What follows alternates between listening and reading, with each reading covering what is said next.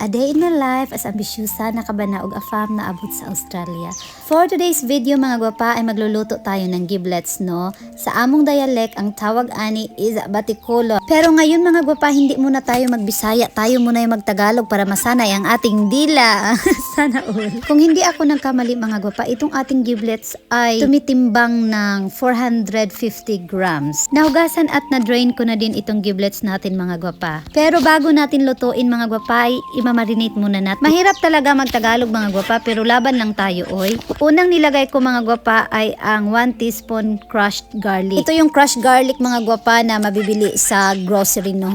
Tapos mga gwapa, gisunod na po din ako ubutang ang kaning black pepper no. Ug ang soy sauce mga gwapa na klarong-klaro talaga na Silver Swan yung ginagamit ko no. And then minikos-mikos ko na siya mga gwapa para ma-mix yung ingredients no habang maghihintay ako ng ilang minuto bago ko siya isasalang sa aking maliit na kawali. Tagalog talaga tayo no. Cute pala magtagalog mga gwapa yung mga Bisaya. Ibang-iba yung accent. Ay wait, there's more. Naaday tay bay leaves mga gwapa. So nakadesisyon na lang po ko mga gwapa nga while gimarinate na ko ang giblets, magbutang na lang po ko diri og bay leaves para humot-humot po siya mga gwapa. Nilupad ang isa ka dahon. Tapos mga gwapa, ako na dayon ni siyang gimikos-mikos para ma-mix ta ng ingredients no. O diba, nagbisaya na naman tayo. I-set aside ko lang ito mga gwapa ng 15 minutes. Then pagkatapos magsasalang na tayo, ilalagay ko na mamaya ang aking maliit na kawali.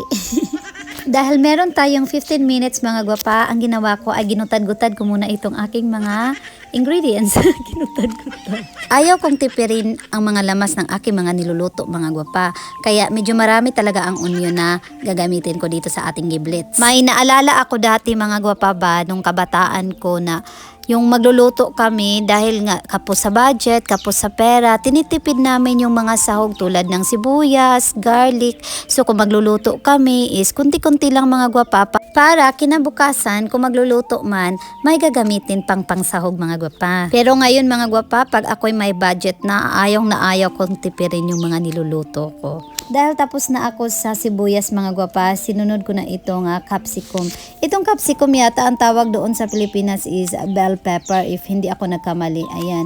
Aside sa onion mga gwapa, ito lang yung greens na gagamitin ko. Hindi na ako gagamit ng iba pang gulay. Ang sarap ng adobo mga gwapa pag may nakasahog na capsicum no. Either chicken or pork adobo mga gwapa. Tapos mabango pa talaga siya. Iba yung aroma. Itong capsicum mga gwapa, nakadepende na sa'yo kung gaano karami yung ilalagay mo sa iyong adobo ha. Our 15 minutes mga gwapa is over. So ngayon ako'y ready na magluto nitong giblets natin. So kung nakita nyo mga gwapa, nakasalang na pala yung kawali natin dyan. Hindi ko na siya nakuhanan ng video kasi minsan nga may pagkadanghag tayo. At matagal na akong hindi nakakain ng giblets mga gwapa kaya excited na akong magluto. So ito pala yung marinated natin na giblets no. Sana magiging okay to no ang ating finished product. Tapos hindi nyo pala nakita mga gwapa, naglagay na pala ako ng oil sa pan no. Tapos itong oil ko mga gwapa hindi ganoon karami. Kasi maglalagay pa ako ng oil mamaya habang niluluto ko yung giblets. Dahil mainit na ang ating mantika mga gwapa, nilagay ko na ang ating onion no. So paglagay ko ng onion mga gwapa, hihintayin ko na lang siya na mag-brown no. Bali igisa ko pa siya mga gwapa, lulutuin ko pa siya. Huwag kayong magugulat mga gwapa kung bakit walang ahos dyan. Hindi na ako maglagay muna ng ahos mga gwapa, mamaya-maya na. Kasi yung marinated na giblets ko may ahos na yun eh. So mamaya maglalagay ako pero lulutuin ko muna siya ng konti. Kahit may karamihan itong ating lamas mga gwapa, itong onion natin tapos yung capsicum, walang masasayang kasi kakainin ko ang mga yan. Tapos yun mga gwapa, i-mix-mix na lang siya, haluin siya hanggang mag-brown. Pero kasi nag-brown na naman siya ng light, nilagay ko na ang aking giblets na marinated. Here mga gwapa, dahil finally nakasalang na ang ating giblets no, igisa ko to siya ng ilang minutes no, hintayin ko siguro siyang kumulo. Pero bago yan, imimix ko muna siya, imikos-mikos ko muna siya ng mabuti para yung lasa ng sibuyas at saka yung ibang ingredients musunop siya mga gwapa ba. Ano bang Tagalog kasi ng musunop? Oy, basta yun na yun mga gwapa, imix lang siya ng maigi, imix lang siya ng mabuti para masarap yung giblets natin. Kung makikita nyo mga gwapa, nag-iba na yung kulay ng giblets natin. Hindi na siya mamula-mula. Ito'y nag-bright na siya, no? Mura na siya og nanluspad mga gwapa. Pero patuloy lang natin itong gisahin, no? After ko siyang ukay-ukayin mga gwapa, anong nangyari sa Tagalog natin? Naglagay ako dyan ng soy sauce. Itong Silver Swan natin na binili ko dito sa Asian shop na malapit sa amin. Mag-drive lang tayo ng 10 minutes, makarating na tayo sa Asian shop. It takes me 1 hour mga gwapa to prepare this dish. Pero I don't mind kasi nga matagal na akong hindi nakakain ito ba. Nakalimutan ko na talaga yung lasa niya. Hinalo-halo ko na lang siyang mabuti mga gwapa. Dahan-dahan lang yung pagkahalo ko dito kasi hindi ko malaman kung madudugmok ba ito. Pero hindi naman siguro ito madudugmok mga gwapa kasi matigas naman ito. Ay, nako yung Tagalog natin. Kahit may bay leaves na tayo mga gwapa, naglagay pa din ako ng dagdag na bay leaves. Kasi ang gusto ko talaga is maraming sahog. Ganon. Minikos-mikos ko siya mga gwapa. Naghintay ako ng ilang minuto hanggang sa kumulo na siya, no?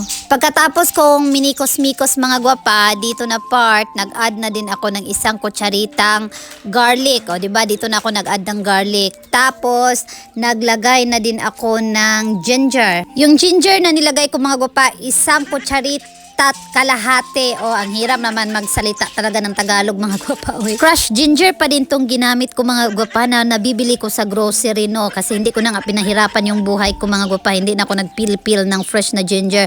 Diretso na kasi baka mapasmo tayo. Minikos-mikos ko siya mga gwapa para ma-mix naman yung mga additional ingredients na nilagay ko. And then, after the mikos-mikos mga gwapa, I add a touch of my favorite seasoning, no? In-sprinkled ko lang yung aking favorite seasoning mga gwapa. Seasoning good na ako mga gwapa. Kataong giingon sa inyo mga gwapa nga vegeta ba na mapalit sa coleslaw ko na diri sa among bukid sa Aussie. So, daghan diri vegeta mga gwapa. Pero kaning vegeta nga among gigamit is organic ni siya. Tapos, minikos-mikos ko ulit siya mga gwapa. I really mikos-mikos it very well, ha? Tinakluban ko na lang muna mga gwapa para hindi naman ito mahubas ang sabaw-sabaw ba. And then, pagkatapos ng ilang minuto mga gwapa, binuksan ko ulit siya. Kasi nga, maglalagay ako dito ng chili na maanghang. Iwan ko talaga mga gwapa ha, pero pag chili na talaga yung pinag-usapan, gustong-gusto ko talaga yung chili. Kaya nga, yung Indian food mga gwapa, gustong-gusto ko yung mga food nila. Marami kasi sa mga Indian food mga gwapa, maanghang siya, no? Hindi lang naman ako mga gwapa ang kumakain dito ng Indian food, no? Kahit si Babo, gustong-gusto niya yung mga food nila kasi nga maanghang, masarap, malasa. At ang panghuli kong sahog mga gwapa, etong capsicum na, no. So nilagay ko lang yung capsicum mga gwapa, hindi ko na siya masyadong lutuin, no.